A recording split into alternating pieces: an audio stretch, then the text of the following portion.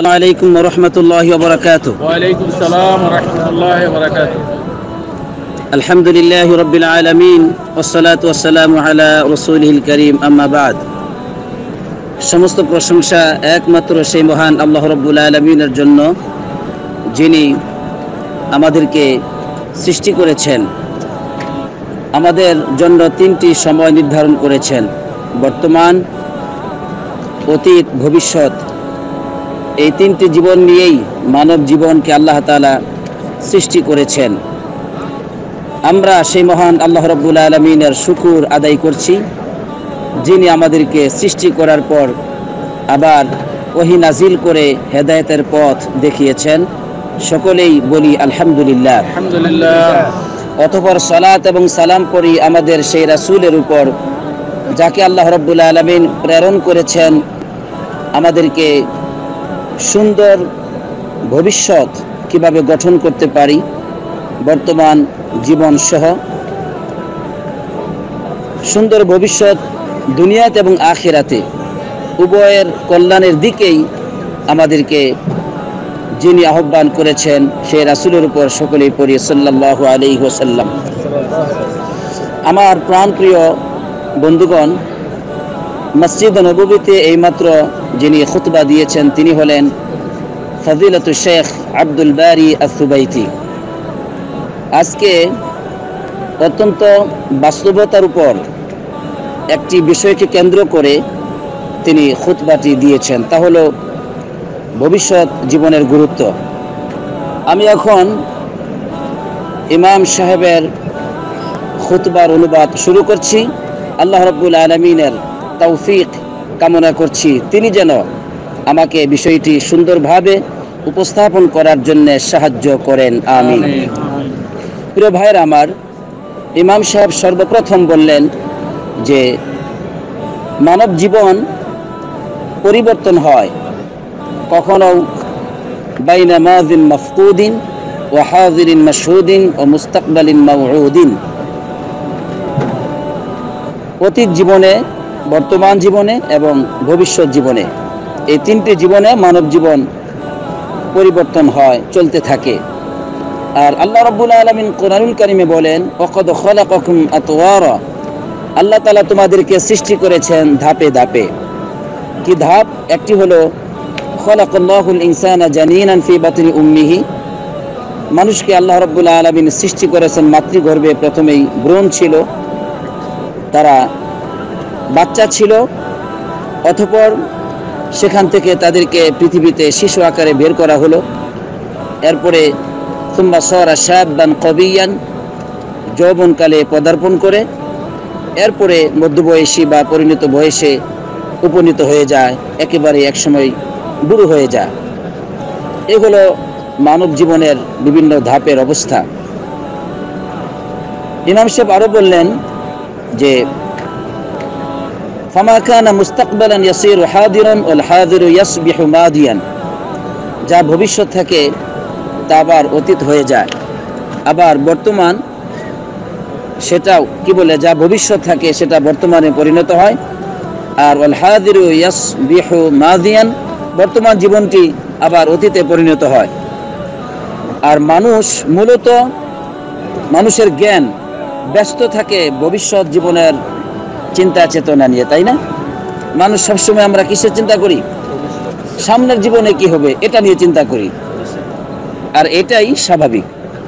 ইমাম সাহেব বললেন মুসলমানদের আকীদা হচ্ছে এই যে ভবিষ্যতের জ্ঞান এটা আল্লাহ তাআলা ব্যতীত আর কেউ আয়ত্ত করতে পারবে না, এটা একমাত্র আল্লাহর কাছে রয়েছে।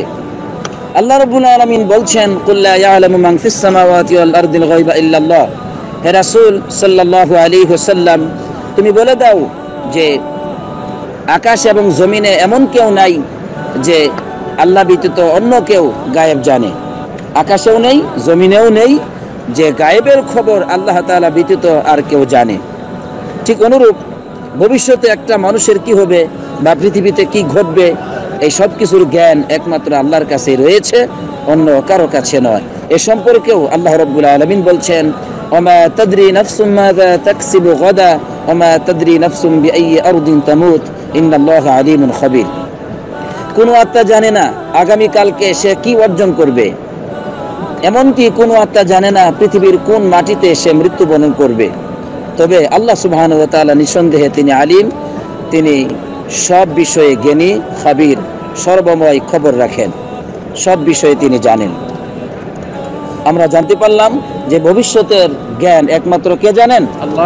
আল্লাহ সুবহানাহু ওয়া তাআলা জানেন, আর কেউ জানে না। আমার আপনার জীবনে কি অর্জন হবে, কি ঘটবে, কখন মৃত্যুবরণ করব, এগুলো সব আল্লাহ রাব্বুল আলামিন জানেন। আর এই আকীদা মুমিনগণ পোষণ করে থাকে। ইমাম সাহেব আরো বললেন যে ভবিষ্যৎকে জানা, ভবিষ্যতের দিকে তাকানো, এটা কিন্তু মানব জাতির একটি স্বভাবজাত চরিত্র, একটি প্রকৃতি চরিত্র, যার উপর মানব জাতিকে আল্লাহ রাব্বুল আলামিন সৃষ্টি করেছেন। মানব জাতি চায় তার ভবিষ্যৎ জানতে, ভবিষ্যতে কি হতে পারে এই পরিকল্পনা গ্রহণ করতে, ভবিষ্যৎ যাতে সুন্দর হয় এই ব্যাপারে চিন্তা চেতনা করে থাকে। কারা বলুন তো? মানব জাতি। ইমাম সাহেব বললেন এটা হচ্ছে মিন ফিতরাতিল্লাহিল্লাতি মিন ফিতরাতিল্লাহিল্লাতি ফাতারান নাস আলাইহা, এমন একটি স্বভাব চরিত্র যার উপর মানব জাতিকে সৃষ্টি করা হয়েছে।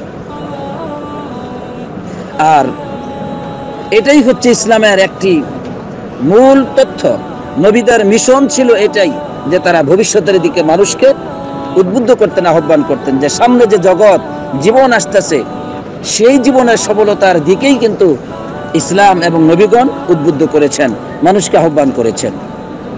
এবার ইমাম সাহেব দৃষ্টান্ত স্বরূপ ইউসুফ আলাইহিস সালামের কথা বললেন, যে ইউসুফ আলাইহিস সালাম তার ভবিষ্যৎ জীবনের দিকে দৃষ্টিপাত করলেন। যদিও তার অবস্থাটি ছিল খুব দুরবস্থা, তাকে কূপে নিক্ষেপ করা হয় হত্যা করার জন্য, আপনারা জানেন। সেখান থেকে তিনি বিক্রি হয়ে সেই মিশরের রাজ প্রাসাদে পৌঁছে যান, সেখানে লালিত পালিত হন, সেখান থেকে আবার জেলে আবদ্ধ হন। এই যে জীবনের বিভিন্ন ধাপ এসেছিল তার জীবনে, তবে এই অবস্থার মধ্য দিয়েও তিনি তার ভবিষ্যতের ব্যাপারে উত্তম পরিকল্পনা গ্রহণ করেছিলেন। কি গ্রহণ করেছিলেন বলুন? উত্তম পরিকল্পনা ছিল তার জীবনের, যার জন্য আল্লাহ সুবহানাহু ওয়া তাআলা তার দ্বারা একটি রাষ্ট্রকে বাঁচিয়ে দিয়েছেন, আর সেই জাতিকে অর্থনৈতিক বিরাট মন্দা থেকে হেফাজত করেছেন, শুধুমাত্র তার এই যে পরিকল্পনা, ভবিষ্যৎ পরিকল্পনা, সুন্দর চিন্তা চেতনা এবং সেই অনুযায়ী কাজ করার কারণে। ইমাম সাহেব এবার দৃষ্টান্ত দিলেন মুহাম্মদ সাল্লাল্লাহু আলাইহি সাল্লামের, যে তিনিও ভবিষ্যৎ জীবনের দিকে তাকাতেন এবং আল্লাহ রাব্বুল আলামিনের ওয়াদায় তিনি বিশ্বাসী ছিলেন, আর আল্লাহর প্রতি ভরসা করে তিনি তার উম্মতকে ওয়াদা দিয়েছেন। যেমন তিনি বলছেন, আল্লাহি লা ইউতিম্মান্না হাযাল আমর হাত্তা ইয়াসিরা আর-রাকিবু মিন সানআ ইলা হাদরামাউত লা ইয়াখাফু ইল্লাল্লাহ আও যিবা আলা গনামিহি ওয়ালাকিন্নাকুম তাস্তাজিলুন। আল্লাহ রাসূল সাল্লাল্লাহু আলাইহি সাল্লাম তার উম্মতকে বললেন, আল্লাহর কসম করে বলছি, এই দিন একদিন পূর্ণতা লাভ করবে, অবশ্যই পূর্ণতা লাভ করবে, সফলতায় পৌঁছে যাবে। এমনকি একজন আরোহণকারী ইয়ামানের সনআ শহর থেকে হাদরামাউত পর্যন্ত ভ্রমণ করবে, আল্লাহ ব্যতীত আর কোনো ভয় তার থাকবে না। সুবহানাল্লাহ, এত নিরাপত্তা আসবে। আরেকটি ভয় হতে পারে, সেটা হলো যে বাঘ বকরির উপর আক্রমণ করে, এই ভয় থাকতে পারে। তাছাড়া আর কোনো ভয় থাকবে না আল্লাহর ভয় ব্যতীত। ওয়ালাকিন্নাকুম তাস্তাজিলুন, কিন্তু তোমরা খুবই তাড়াহুড়া প্রবণ, তোমরা তাড়াহুড়া করতেছো দিন বিজয়ের ক্ষেত্রে। এই যে মুহাম্মদ সাল্লাল্লাহু আলাইহি সাল্লাম তার কওমকে, তার উম্মতকে এইভাবে ভবিষ্যতের একটি শুভ সংবাদ প্রদান করলেন। এবার ইমাম সাহেব বলছেন যে ভবিষ্যতের পরিকল্পনা যখন মানুষের আসে, ভবিষ্যতের দিকে যখন মানুষ তাকায়, সুন্দর জীবনের কথা ভাবে, তখন মানুষের এই জাগ্রত, কি বলে, ঘুমন্ত হৃদয় জাগ্রত হয়, মানুষের স্পৃহা প্রতিভা বৃদ্ধি পায়, মানুষ হতাশাগ্রস্ত থেকে মুক্তি পায়, কাজের প্রতি তার উদ্বুদ্ধ হয়, আগ্রহ জন্ম নেয়। কখন? যখন মানুষ তার ভবিষ্যৎকে সুন্দর করে সাজাতে চায়। তবে কাফেরদের বেলায় ভিন্ন। কাফেরদের কোনো ভবিষ্যতের চিন্তা নেই, অর্থাৎ পরবর্তী জীবনের কোনো চিন্তা কাফেরদের নেই। যেহেতু সেটা পরবর্তী জীবন, দীর্ঘ সময় পরে আসবে, এই জন্য তাদের অবস্থাটা কি হয়, তাদের অভিপ্রায় দুর্বল হয়ে যায়, তাদের স্পৃহা দুর্বল হয়, তাদের ভিতরে শীতলতা, অলসতা, উদাসীনতা আসে ভবিষ্যতের ব্যাপারে। তারা বর্তমানকে নিয়েই সন্তুষ্ট থাকতে চায়, সেটা নিয়ে আনন্দ উল্লাসে মত্ত থাকে। এ সম্পর্কে আল্লাহ রাব্বুল আলামিন বলছেন, যারুহুম ইয়াকুলু ওয়া ইয়াতামাত্তাউ ওয়া ইলহিহিমুল আমালু ফাসাউফা ইয়ালামুন। হে রাসূল, তাদেরকে আপনি ছেড়ে দেন, তারা খাওয়া দাওয়া করুক, আনন্দ উল্লাসে মত্ত থাক, আর তাদের যে আশা স্বপ্ন এই দুনিয়া নিয়ে, সেটা নিয়েই তারা মত্ত থাক। ফাসাউফা ইয়ালামুন, অচিরেই তারা জানতে পারবে কি পরিণতি ভয়াবহ ঘটবে তাদের জীবনে। নাউজুবিল্লাহ। প্রিয় ভাইরা আমার, এটা হলো কাফেরদের অবস্থা, যে ভবিষ্যতের চিন্তা তাদের নেই, অর্থাৎ মৃত্যুর পরে যে আরেকটি জগৎ আছে, সেই জগতের কোনো চিন্তা কাফেরদের নেই। কিন্তু মুমিনদের রয়েছে। এই জন্য মুমিনগণ তারা প্রতিযোগিতা করে আমল করার জন্য, যেহেতু তারা বিশ্বাস করে সামনের আরেকটি জীবন রয়েছে, সেই জীবনে নিজেকে সজ্জিত করতে হবে, সুন্দর জীবন অর্জন করতে হবে, এই চিন্তাই তাকে উদ্বুদ্ধ করে ভালো আমল করার জন্য, খারাপ আমলকে পরিত্যাগ করার ব্যাপারে। প্রিয় ভাইরা আমার, আমরা বুঝতে পারলাম যে ভবিষ্যৎ পরিকল্পনা এটা অবশ্যই করতে হয়, যেমনটি নবীগণ করেছেন। আর ভবিষ্যতের এই সুপরিকল্পনাই হচ্ছে মানব জীবনের উন্নতি, দুনিয়াতেও আখিরাতেও। আর আরেকটি বিষয় আমরা জানতে পেরেছি যে মানব জীবনের স্বভাবজাত চরিত্র হচ্ছে তারা সামনের জীবনকে জানতে চায়, তাই না? সামনের জীবনকে জানতে চায় যে আমি এটা করলে কি হবে, আমি কি পাবো। এবার ইমাম সাহেব বলছেন যে অনেকেই তারা তাদের ভবিষ্যৎ জীবনের দিকে তাকাতে গিয়ে অসংখ্য হারাম কাজের মধ্যে লিপ্ত হয়। সেটা কেমন? যেমন তারা গণকের কাছে যায়, তারা জাদুকরদের কাছে যায়, তারা বিভিন্ন যারা বেলকি দেয়, বেলকি দেখায়, জাদুটনা, এসব মানুষের কাছে গিয়ে থাকে। ইমাম সাহেব আরো বললেন, ইয়াযহাবু আহাদুহুম ইলাল কুহনা আল্লাযীনা ইয়াতাকাল্লামুনা রাজমান বিল গায়ব ওয়া ইস্তাহযিরুনা শায়াতিন। এমন সব গণকদের কাছে যায় যারা গায়েবের ব্যাপারে কথা বলে, ভবিষ্যতের ব্যাপারে কথা বলে, শয়তানকে উপস্থিত করে তারা। এমনকি বিভিন্ন জাদুমন্ত্রের কাছে তারা আত্মসমর্পণ করে, জাদুমন্ত্র দিয়েই তারা জীবনযাপন করে। তাদের আরো কিছু আখলাকের কথা বললেন, যে তারা হস্তরেখা দেখে, হাত দেখে, কিরাআতুল কাফ, হাতের রেখা দেখে ভবিষ্যৎ বলে দেয়। নাউজুবিল্লাহ। ওয়াল ফিনজান, বিভিন্ন পেয়ালার মধ্যে তারা কিছু জাদুমন্ত্র ফুঁক দিয়ে এরপরে আপনার ভবিষ্যতের কথা বলে দিয়ে থাকে, হারানো বস্তুর সন্ধানও দিয়ে থাকে। ওয়াল আবরাজ, এবং রাশি গণনা করে থাকে। এই যে এগুলো ভবিষ্যৎ জানার কিছু মাধ্যম মানব জীবনে রয়েছে, এগুলো হচ্ছে, ইমাম সাহেব বললেন, এগুলো হচ্ছে সবচেয়ে বড় অপরাধ। অহুম কাযিবাতুন ফাজিরাতুন, তারা হচ্ছে চরম অপরাধী। নাউজুবিল্লাহ, চরম মিথ্যাবাদী তারা। তাদের কাছে ভবিষ্যতের কোনো জ্ঞান নাই। ভবিষ্যতের একমাত্র জ্ঞান কার কাছে? আগে আমরা শুনেছি, একমাত্র কার কাছে? আল্লাহর কাছে। তাহলে আজকে যে তারা যাচ্ছে, অসংখ্য মুসলমান যাচ্ছে, রাস্তাঘাটে বাজারে এগুলো পাওয়া যায়, ভবিষ্যৎ আপনার বলে দিবে। আপনার শত্রু আছে কিনা, আপনার জীবনের এই যে ব্যবসা শুরু করেছেন, এতে লাভবান হতে পারবেন কিনা, পরীক্ষায় পাশ করতে পারবেন কিনা, বিবাহ কয়টা করবেন, এরপরে বিপদ আছে সামনে বলে দেয়। তখন আপনি বলেন উপায় কি? এখন বলে যে সমাধান আছে, বিপদ আছে, এটার সমাধানও আছে। আপনি কিছু টাকা পয়সা দিলে পরে আপনার সব বিপদ দূর করে দেয়। মাশাআল্লাহ, বলে নাউজুবিল্লাহ। এবার আসুন, তারা যদি মুসলিম হয়, যারা গণকের কাছে যায়, আল্লাহ রাসূল সাল্লাল্লাহু আলাইহি সাল্লাম বলছেন, মান আতা আররাফান ফাসালাহু আন শাইইন লাম তুকবাল লাহু সালাতুন 40 লাইলা।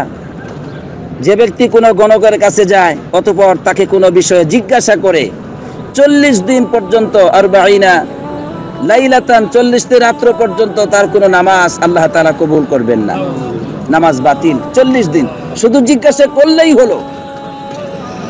বুঝে আসছে? আপনি বিশ্বাস করেন না করেন, শুধু জিজ্ঞাসা করলেন যে ভাই আমার এই হাতটা দেখে একটু বলে দাও তো। যদি যাওয়া হয়, জিজ্ঞাসা করা হয়, 40টি রাত্র পর্যন্ত তার কোনো নামাজ কবুল হবে না। আরেক হাদিসে আসছে 40 ইয়ামান, 40 দিন। আল্লাহ রাসূল সাল্লাল্লাহু আলাইহি ওয়াসাল্লাম আরো বলেছেন, মান আতা আররাফান আও কাহিনান ফাসাদ্দাকাহু বিমা ইয়াকুলুন ফিমা ইয়াকুল ফাকাদ কাফারা বিমা উনজিলা আলা মুহাম্মদ সাল্লাল্লাহু আলাইহি ওয়াসাল্লাম। যে ব্যক্তি কোনো গণকের কাছে, যারা ভবিষ্যতের কথা বলে, এরকম লোকদের কাছে কেউ আসলো, অতঃপর সে যা বলল তাতে সে বিশ্বাস স্থাপন করলো, আল্লাহ রাসূল সাল্লাল্লাহু আলাইহি ওয়াসাল্লাম বলছেন সে অস্বীকার করলো ওই বস্তুকে যা মুহাম্মদ সাল্লাল্লাহু আলাইহি ওয়াসাল্লামের উপর নাজিল হয়েছে, অর্থাৎ ওহীকে, কোরআনকে সে অস্বীকার করলো। নাউজুবিল্লাহ। কোরআনে কি আসছে বলুন তো? ভবিষ্যৎ কার কাছে? কুল লা ইয়ালামু মান ফিস সামাওয়াতি ওয়াল আরদিল গায়বা ইল্লাল্লাহ। আল্লাহ ছাড়া ভবিষ্যতের খবর আর কেউ জানে না। ওমা তাদরি নাফসুম মাযা তাকসিবু গাদা। কোন আত্মা জানে না আগামীকাল ভবিষ্যতে সে কি অর্জন করবে। ওমা তাদরি নাফসুম বিআইয়ি আরদিন তামুত। কোন আত্মা জানে না কোথায়, পৃথিবীর কোন মাটিতে সে মৃত্যুবরণ করবে। ভবিষ্যৎ একমাত্র আল্লাহ জানেন, গায়েবের খবর। তাহলে এরা যে দাবি করে যে এইসব রাশি দেখার মাধ্যমে, হাতের রেখা দেখার মাধ্যমে, বিভিন্ন পেয়ালার উপর তারা হাত রেখে অনেক কিছু করতে পারে, জাদু মন্ত্রের মাধ্যমে তারা অনেক কিছু জানতে পারে, এগুলো সব হচ্ছে মিথ্যা। এগুলো কি বলুন? মিথ্যা। জিনের সাহায্য নিয়ে তারা এগুলো করে থাকে। জিনকে আল্লাহ তাআলা গায়েব জানার কোনো ক্ষমতা দেন নাই। জিন তো পরের কথা, এমনকি ফেরেশতাদের কোনো ক্ষমতা নেই গায়েব জানার। বুঝে আসলো? গায়েব একমাত্র কে জানেন? আল্লাহ জানেন। নবীদেরকে যতটুকু জানানো হয়েছে তারা ততটুকু জেনেছেন, কিন্তু নিজের ইচ্ছা মতো গায়েব তারা জানেন না। তবে অনেক ওলিয়া উলিয়া জানেন, তাই না? ওলিয়া উলিয়ারা অনেক গায়েবের খবর বলে দেয়। এগুলো হচ্ছে কুফরি। কোন মানুষ যদি বলে আমি গায়েবের খবর রাখি আপনার জীবনে ভবিষ্যতে কি হবে না হবে, সে আল্লাহর সাথে কুফরি করলো। কারণ আল্লাহ বলছেন আমি ব্যতীত আর কেউ গায়েব জানে না, আর সেই ব্যক্তি দাবি করছে আমি গায়েবের খবর রাখি। বলুন নাউজুবিল্লাহ। আমার বন্ধুগণ, এবার ইমাম সাহেব বলছেন যে ভবিষ্যতের দিকে তাকানো, এটা তো হচ্ছে জ্ঞানী মানুষের পথ। পণ্ডিত জ্ঞানী মানুষদের, আকলমন্দ মানুষের পথ হচ্ছে ভবিষ্যৎ জীবনের দিকে তাকানো। আর যারা মূর্খ, বদ্ধ মূর্খ, দুর্বল, তারা কোন দিকে তাকায়? বর্তমানে সব শেষ করে দেয়। আর জ্ঞানীরা সামনের দিকে তাকায়। ইমাম সাহেব দৃষ্টান্ত স্বরূপ নিয়ে আসলেন যে মুহাম্মদ সাল্লাল্লাহু আলাইহি সাল্লাম আমাদের জন্য আদর্শ। তার জীবনটি শুরু হলো ছোটকালে, মিন সবিয়িন ইয়াতীমিন, এতিম অবস্থায়। দেখছেন, এতিম মানুষ। এরপরে তিনি যখন বড় হলেন, নবুয়ত পেলেন, তখন শুরু হলো জুলুম, নির্যাতন, নিপীড়ন আর নিগ্রহ। তিনি মাজলুম ব্যক্তি ছিলেন, তাতে হতাশা হল নাই। এরপরে আল্লাহু আকবার, সুম্মা ইলা সাইয়্যিদিন লিউম্মাতিন বিআকমালিহা, অতঃপর একটি জাতির শ্রেষ্ঠ নেতায় পরিণত হলেন। সুবহানাল্লাহ। তাহলে এতিম শিশু এভাবে বড় হলো। এরপরে নবুয়ত পাওয়ার পরে ব্যাপকভাবে নির্যাতিত হলেন। তারপরে তিনি পৃথিবীতে পৃথিবীর ইতিহাসে শ্রেষ্ঠ নেতা হিসেবে তিনি পূর্ণতা লাভ করলেন। আলহামদুলিল্লাহ। এমন এক জাতি গঠন করলেন, যেই জাতি পৃথিবীর ইতিহাসে বিরল, দ্বিতীয় আর কোনো জাতি আসে নাই। সুবহানাল্লাহ। তাহলে এই যে ভবিষ্যতের দিকে তিনি তাকিয়েছেন, সুপরিকল্পনা গ্রহণ করেছেন, সামনের জীবনে সেভাবে এগিয়ে গিয়েছেন, আর আল্লাহ তাআলা তাকে সাহায্য করেছেন। আলহামদুলিল্লাহ। আমার ভাইরা, ইমাম সাহেব কিছু কাজ দিলেন যে ভবিষ্যতের জীবনের সৌন্দর্য কেউ যদি চায়, তাহলে অবশ্যই তাকে অবশ্যই ইতিহাস জানতে হবে। তাকে অতীতের যে দুরুসুল মাজি, অতীত জীবনের অধ্যয়ন করতে হবে, কি হয়েছে অতীতে। ওয়াকিসুস সাবিকিন, অতীতে যারা শ্রেষ্ঠত্বের শীর্ষে পৌঁছেছেন তাদের অবস্থানও আমাকে আপনাকে জানতে হবে। এভাবেই সুন্দর জীবন গঠিত হতে পারে। এ সম্পর্কে কোরআনুল কারীমে আল্লাহ রাব্বুল আলামিন বলছেন, কদ খালাত মিন ক্বাবলিকুম সুনানুন ফাসিরু ফিল আরদি ফানজুরু কাইফা কানা আকিবাতুল মুকাযযিবিন। যখন উহুদের যুদ্ধে মুসলমানগণ সাময়িকভাবে পরাজিত বরণ করলেন, তখন আল্লাহ তাআলা তাদেরকে সান্ত্বনা দিয়ে আয়াত নাজিল করে জানিয়ে দিলেন যে তোমাদের পূর্বে কত উম্মত অতীত হয়ে গিয়েছিল, তারা এইভাবে পরীক্ষিত হয়েছিল কাফেরদের সাথে লড়াই করার মাধ্যমে। এতে তারা হতাশাগ্রস্ত হয় নাই, বরং ফাসিরু ফিল আরদি, তোমরা পৃথিবীর দিকে গভীরভাবে তাকাও, ফানজুর কাইফা কানা আকিবাতুল মুকাযযিবিন, আর লক্ষ্য করো কিভাবে সেই মিথ্যাবাদীদের অশুভ পরিণত হয়েছিল। নাউজুবিল্লাহ। মিথ্যাবাদীগণ তারা কিন্তু পরাজিত বরণ করেছিল। শেষ শুভ পরিণতি একমাত্র সত্যবাদীদের হয়েছিল। এটা তাদেরকে জানিয়ে দেওয়া হলো। এজন্য অতীত জানতে হবে, অতীত জানতে হবে। বর্তমানে হঠাৎ করে ব্যবসায় আপনি ক্ষতিগ্রস্ত হয়েছেন, পারিবারিকভাবে ক্ষতিগ্রস্ত হয়েছেন, বিভিন্নভাবে আপনি আঘাতপ্রাপ্ত হয়েছেন। এজন্য হতাশা হয়ে সমস্ত জীবনের পরিকল্পনাকে, সব কিছুকে আপনি পরিত্যাগ করবেন, তা হতে পারে না। বরং আজকের জীবন যেখানে পৌঁছে যাক না কেন, আশা করুন, কাজ করুন, পরিশ্রম করুন, সফলতা আসবে ইনশাআল্লাহ। ইনশাআল্লাহ। আল্লাহ রাব্বুল আলামিন আরো বলছেন, লাকাদ কানা ফি কাসাসিহিম ইবরাতুল লিউলিল আলবাব। তাদের ঘটনাবলীর মধ্যে রয়েছে, কিসসার মধ্যে রয়েছে জ্ঞানীদের জন্য উপদেশ। কাদের জন্য উপদেশ?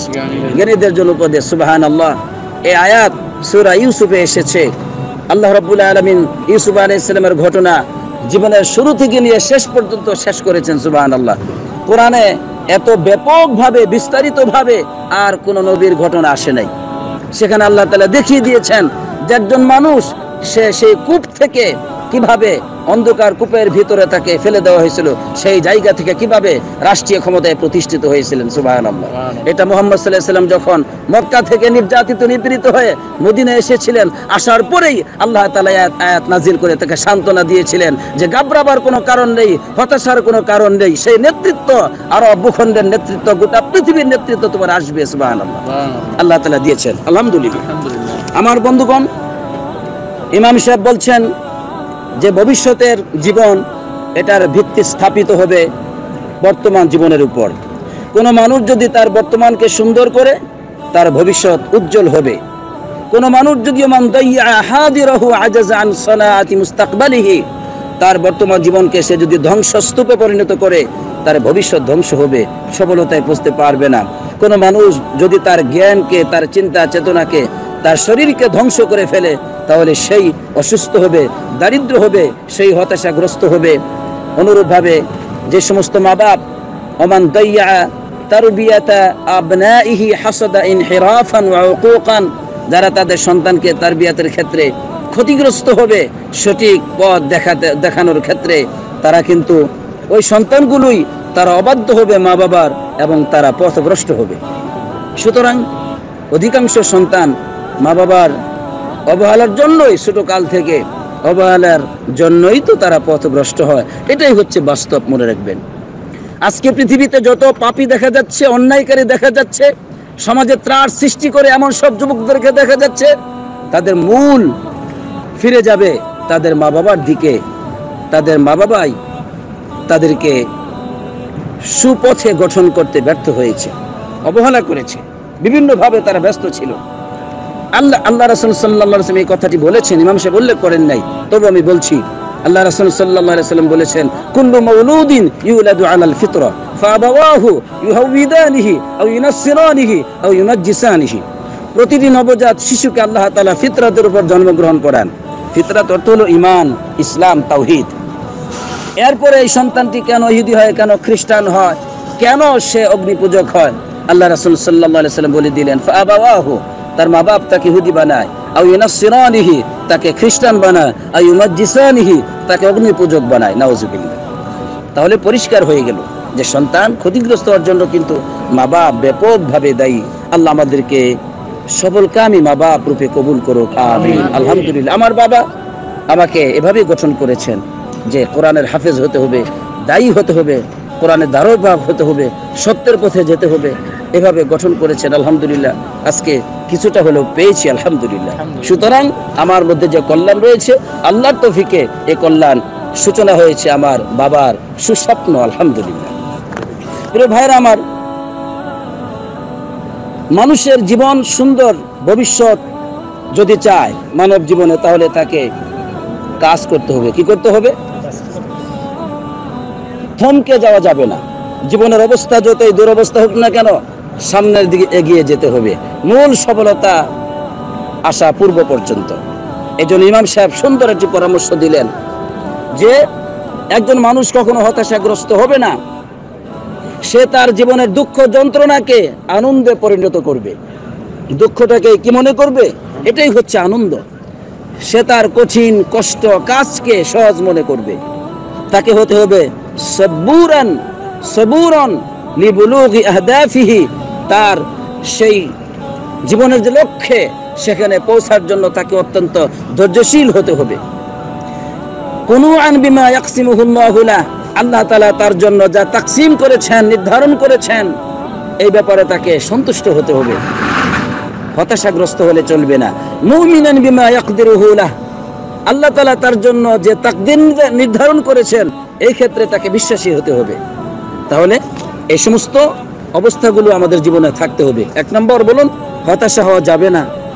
2 নম্বর, অধিক পরিশ্রমী হতে হবে, সবুরকারী হতে হবে। 3 নম্বর, 4 নম্বর হলো তাকে সন্তুষ্ট থাকতে হবে আল্লাহ যা নির্ধারণ করেছেন। আলহামদুলিল্লাহ, এভাবে করে সে যদি এগিয়ে যায় আর কাজ করে তাহলে ইনশাআল্লাহ সফলতা আসবে। আল্লাহ রাসূল সাল্লাল্লাহু আলাইহি ওয়াসাল্লাম কাজের কত গুরুত্ব দিয়েছেন, সুবহানাল্লাহ। আমি আজকে জীবনের প্রথমে হাদিসটি পড়ে আশ্চর্য হয়ে গেলাম যে নবীজি বলছেনটা কি, আল্লাহু আকবার। আল্লাহ রাসূল সাল্লাল্লাহু আলাইহি ওয়াসাল্লাম বলছেন, ইন কামাতিস সাআতু ওয়া ফি ইয়াদি আহাদিকুম ফাসিলা ফাইন ইসতাতাআ আল্লা তাকুমা হাত্তা ইয়াগরিসাহা ফালইয়াগরিসহা। যদি কিয়ামত এসে যায়, কিয়ামত এসে যাচ্ছে আর তোমাদের কারো হাতের মধ্যে রয়েছে একটি চারা গাছ, কি আছে? চারা গাছ, আপনি এটাকে বপন করতে চাচ্ছেন।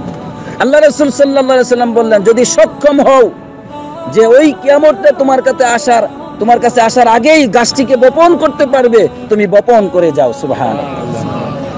তবু আপনাকে কাজ করতে বলেছেন সুন্দর ভবিষ্যতের জন্য, আপনার নিজের ভবিষ্যৎ, সন্তানের ভবিষ্যৎ, দেশের ভবিষ্যৎ, সমাজের মানুষের সুন্দর জীবনের জন্য আপনি কাজ করে যান, রাত দিন কাজ করে যান, যতটুকু সম্ভব করে যান। আলহামদুলিল্লাহ, এটাই হচ্ছে বাস্তব জীবন। বিশ্বনবী মুহাম্মদ রাসূলুল্লাহ সাল্লাল্লাহু আলাইহি সাল্লাম তার উম্মতকে কাজের প্রতি এইভাবে উদ্বুদ্ধ করেছেন। আজকে মুসলমান আমরা কাজ বাদ দিয়েছি, কাফেররা এই হাদিসকে আমল করতেছে, ঠিক না? যদিও দুনিয়ার জন্য করছে, কিন্তু কাজ করে যাচ্ছে তারা, আর আমরা মুসলমানগণ অবহেলা করছি। প্রিয় ভাইরা আমার, ইমাম সাহেব বললেন সুন্দর ভবিষ্যতের জন্য দরকার জ্ঞান। কিসের দরকার? জ্ঞান লাগবে, সকল ক্ষেত্রে জ্ঞান। জ্ঞান আপনার জীবনকে গঠন করবে, রাষ্ট্র গঠন করবে, রাষ্ট্রকে ধ্বংসের হাত থেকে বাঁচাবে। আলহামদুলিল্লাহ, জ্ঞান। এজন্য জ্ঞান ছড়াতে হবে। একটি রাষ্ট্রকে, একটি পরিবারকে, একটি সমাজকে, রাষ্ট্রকে কেউ যদি উন্নতির শীর্ষে পৌঁছে দিতে চায় তাহলে তাকে জ্ঞান প্রচার করতে হবে, আর সেই জ্ঞান হচ্ছে কোরআন এবং সুন্নাহর জ্ঞান। ইমাম মালিক রহমতুল্লাহ আলাইহি বললেন, ইন্না কওমান ইবতাগু ইবাদা, এক কওম তারা ইবাদত তালাশ করতেছিল, ইবাদত করতে চায় তারা বা করতেছিল, কিন্তু আদাউল ইলম, জ্ঞান ব্যতীত, জ্ঞান অর্জনের প্রতি তাদের কোনো উদ্বুদ্ধতা নেই, কোনো আগ্রহ নেই, কিন্তু ইবাদতের প্রতি কি আছে? খুব ইবাদত করে। আল্লাহ রাসূল ইমাম মালিক রাহমাতুল্লাহ আলাইহি বললেন, ফাখরাজু আলা উম্মতি মুহাম্মদ সাল্লাল্লাহু আলাইহি ওয়াসাল্লাম বিআসিয়াফিহিম, তখন তারা কি করলো? জ্ঞান না থাকার কারণে উম্মতে মুহাম্মাদের উপর তারা তলোয়ার ধারণ করলো। নাউজুবিল্লাহ। দেখছেন, মুসলমানদের বিরুদ্ধে অস্ত্র ধারণ করলো, যেহেতু জ্ঞান নাই। এই জন্য জ্ঞান দরকার, কোরআন এবং সুন্নাহর জ্ঞান দরকার। আল্লাহ তুমি আমাদেরকে জ্ঞানী হওয়ার তৌফিক দান করো, আমিন। প্রিয় ভাইরা আমার, সুন্দর ভবিষ্যৎ আসবে বর্তমান জীবনকে সুন্দর করার মাধ্যমেই। এটাই হচ্ছে বাস্তব। এখানে বেশ কিছু দৃষ্টান্ত দিয়েছেন, স্বামী স্ত্রীর দাম্পত্য জীবনের দৃষ্টান্ত দিয়েছেন, যে তারা যদি ভবিষ্যৎ পরিকল্পনা সুন্দরভাবে গ্রহণ করে তাহলে তাদের জীবনে নিরাপত্তা আসবে, আনন্দ আসবে, তারা নিয়ামত পাবে। এরপরে মা বাবা যদি তাদের জীবনে সুন্দর পরিকল্পনা গ্রহণ করে তাহলেও তারা সুন্দর জীবন পাবে, সামনে তাদের রিজিক পাবে এবং রহমত পাবে এবং বিরাট প্রতিদানও পাবে আল্লাহর পক্ষ থেকে। আলহামদুলিল্লাহ। তাহলে দেখেন, প্রত্যেকটা জীবনের ধাপেই রয়েছে আপনার সুপরিকল্পনা। এটাই কিন্তু ইমাম সাহেব আজকে বোঝাতে চেয়েছেন। এরপরে তিনি প্রথম খুতবার শেষাংশে বলছেন, কুল্লামা ইকতারাবাতিল উম্মাতু মিন মানহাজিল ইসলাম ইরতাকাত ওয়ারতাফাত ওয়া কুল্লামা বাউদাত যাদা ইনহিদারুহা ওয়া দুআফুহা। একটি জাতি যত বেশি ইসলামের দিকে এগিয়ে যাবে, ইসলামকে যত বেশি শক্তিশালী ভাবে আঁকড়ে ধরবে, তারা উন্নতির দিকে পৌঁছে যাবে। কোন দিকে যাবে? তারা উন্নতির দিকে ফিরে যাবে। আর যত বেশি ইসলাম থেকে দূরে থাকবে তত বেশি তারা দুর্বলতার দিকে ফিরে যাবে। নাউজুবিল্লাহ। এই জন্য ইসলাম আমাকে আপনাকে শক্তিশালী করে। আমরা বলি ইসলাম থেকে দূরে থাকলেই বুঝি আমরা শক্তিশালী হব। আমরা বলি কোরআন এবং সুন্নাহর জ্ঞান থেকে, আল্লাহর আনুগত্য থেকে দূরে থাকলেই আমরা শক্তিশালী হব। ব্যবসায়ীরা আজকে মনে করছে মিথ্যা বললেই বুঝি ব্যবসায় সফলতা, নাউজুবিল্লাহ। এইভাবে প্রতিটি মানুষ আমরা এই চিন্তায় যে কোরআন এবং সুন্নাহ থেকে দূরে থাকলেই আমরা সফলকামী, কখনো নয়, নাউজুবিল্লাহ। ইমাম সাহেব বলে দিলেন যে আল্লাহর ইবাদতের মাধ্যমেই নিরাপত্তা আসবে, রিজিক আসবে। এ সম্পর্কে আল্লাহ রাব্বুল আলামিন বলছেন, ফালইআবুদু রাব্বা হাযাল বাইত, তারা যেন এই ঘরের রবের ইবাদত করে, কাবা শরীফের রব আল্লাহ সুবহানাহু ওয়া তাআলার ইবাদত যেন তারা করে। তাহলে কি হবে? আল্লাযী আত'আমাহুম মিন জু' ওয়া আমানাহুম মিন খাউফ, যেই রব তাদেরকে ক্ষুধা থেকে মুক্ত করে খাদ্য দিবেন, তাদেরকে ভয় ভীতি থেকে নিরাপত্তা দিবেন। আলহামদুলিল্লাহ। তাহলে নিরাপত্তা এবং রিজিক আসবে কিসের মাধ্যমে? ইবাদতের মাধ্যমে। আলহামদুলিল্লাহ। এভাবেই প্রথম খুতবা শেষ করেছেন। দ্বিতীয় খুতবায় অত্যন্ত গুরুত্বপূর্ণ কয়েকটি কথা বলেছেন। ইমাম সাহেব বলছেন যে অনেক মানুষ আছে যারা ভবিষ্যতের কথা ভুলে যায়, বর্তমান জীবনকে নিয়ে মত্ত থাকে, এই নিয়ামতের মধ্যেই তারা হাবুডুবু খেতে থাকে আর বর্তমানটাকে প্রাধান্য দিয়ে থাকে ভবিষ্যৎ জীবনের উপর। অথচ বিশ্বনবী মুহাম্মদুর রাসূলুল্লাহ সাল্লাল্লাহু আলাইহি সাল্লাম তিনি বলছেন, ইগতানিম খামসান ক্বাবলা খামসিন, পাঁচটি সময় আসার আগে পাঁচটি সময়কে মূল্যায়ন করো। এক নম্বর, শাবাবাকা ক্বাবলা হারামিক, তোমার বৃদ্ধ বয়স আসার আগেই তুমি যৌবনকালকে মূল্যায়ন করো। ওয়াসিহহাতাকা ক্বাবলা সাকামিক, অসুস্থ হওয়ার আগেই সুস্থতাকে মূল্যায়ন করো। ওয়াগিনাকা ক্বাবলা ফাকরিক, তোমার অভাব অনটন আসার আগেই তুমি তোমার ধন সম্পদকে মূল্যায়ন করো। ওয়াফারাগাকা ক্বাবলা শুগলিক, তুমি তোমার ব্যস্ততার পূর্বেই এই যে এখন তুমি ফারেগ রয়েছো এটাকে মূল্যায়ন করো। সুবহানাল্লাহ, কত সময়কে আমরা নষ্ট করে ফেলছি।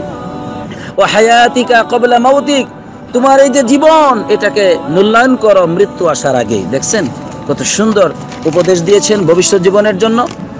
প্রিয় ভাইরা আমার, এবার ইমাম সাহেব বলছেন আমরা সকলেই অপেক্ষামান সেই ভবিষ্যতের ব্যাপারে, সকলেই অপেক্ষামান।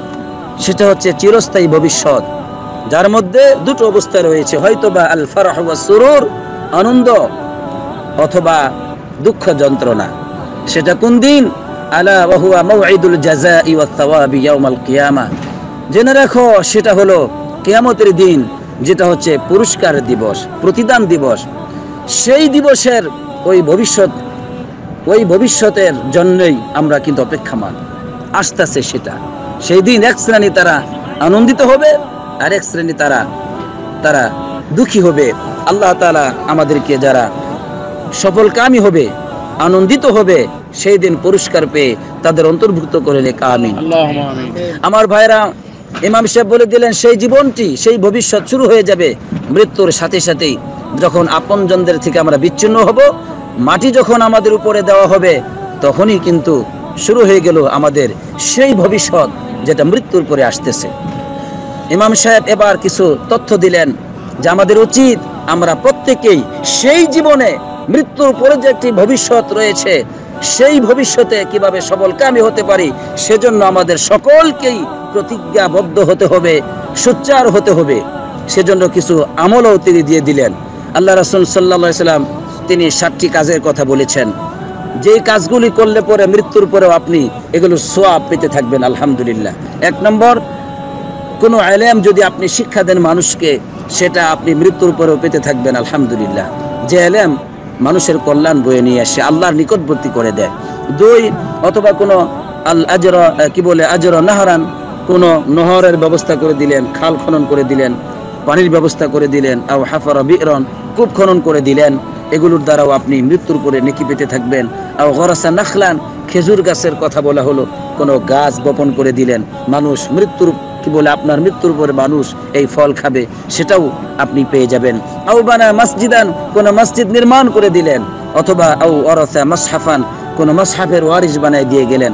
মাসহাফ দেখেন না, মালিক ফাহাদ প্রিন্ট করেছে কোরআনের। আলহামদুলিল্লাহ, লক্ষ লক্ষ, আল্লাহু আকবার, কোরআন এই মাসহাফ পৃথিবীর মানুষের কাছে পৌঁছে যাচ্ছে। কত নেকির কাজ করে গেছে, এরকম কাজ করা যেতে পারে।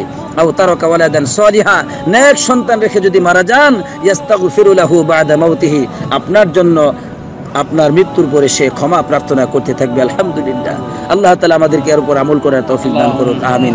এবার ইমাম সাহেব সর্বশেষ বললেন, তাদের মতো হওয়া যাবে না ওইসব উদাসীন যারা তাদের জীবনে কোনো ভবিষ্যতের প্রস্তুতি গ্রহণ করে নাই, বর্তমান কিনে মত্ত ছিল, ভবিষ্যতের কোনো চিন্তা চেতনা তাদের মধ্যে ছিল না। তাদের ঘটনা কোরআন বর্ণনা করেছে। তারা হলো কারা? আল্লাহ বলছেন, ويوم تقوم الساعة يقسم المجرمون ما لبثوا غير الساعة كذلك كانوا يؤفكون। কিয়ামতের দিন কাফেররা, অপরাধীরা বলবে, কসম খেয়ে খেয়ে বলবে, হায় আফসোস, মা লাবিথু গায়রা সাআ, তারা তো দুনিয়ার জীবনে সামান্য সময় বসবাস করেছিল, মাত্র সামান্য সময়, কোনো প্রস্তুতি তাদের ছিল না। কাযালিকা কানু ইউফাকুন, কিভাবে তারা তাদের জীবনটাকে পরিচালনা করেছে, কিভাবে দেখছেন? কাফেররা সেদিন আফসোস করবে, আল্লাহ বলছেন, অচিরেই তারা আফসোস করবে। এবং তারাও আরো বলবে, কান্নাহুম ইয়াওমা ইয়ারাউনাহা লাম ইয়ালবাসু ইল্লা আশিয়াতান আও দুহাহা, তারা বলবে যে আমরা তো দুনিয়ার জীবনে সকালের সামান্য সময় অথবা দুহা, কি বলে, সন্ধ্যার কিছু সময় অথবা দুহা সকালের কিছু সামান্য সময় আমরা অবস্থান করেছিলাম, এর বেশি না। ইমাম সাহেব বললেন, এই যে দুরবস্থা, এই জাতির কোনো ভবিষ্যৎ পরিকল্পনা ছিল না, ভবিষ্যতের সফলতার ব্যাপারে, আখিরাতের সফলতার ব্যাপারে কোনো চিন্তা, কোনো পদক্ষেপ তাদের ছিল না বলেই তারা আফসোস করবে। কিয়ামতের দিন কোনো লাভ হবে না, জ্বলন্ত আগুনের শাস্তি তারা ভোগ করবে, কোনো সন্দেহ নেই। সুতরাং আজকে আমরা যে ভবিষ্যৎ জীবনের গুরুত্ব সম্পর্কে যে মূল্যবান খুতবা আব্দুল বারী আস-সুবাইতির কাছ থেকে পেলাম, এর উপর আল্লাহ তাআলা আমাদেরকে আমল করার তৌফিক দান করুক, আমিন। আসসালাতু ওয়াসসালামু আলা নবিয়িনা মুহাম্মদ ওয়া আলা আলিহি ওয়া সাহবিহি আজমাইন।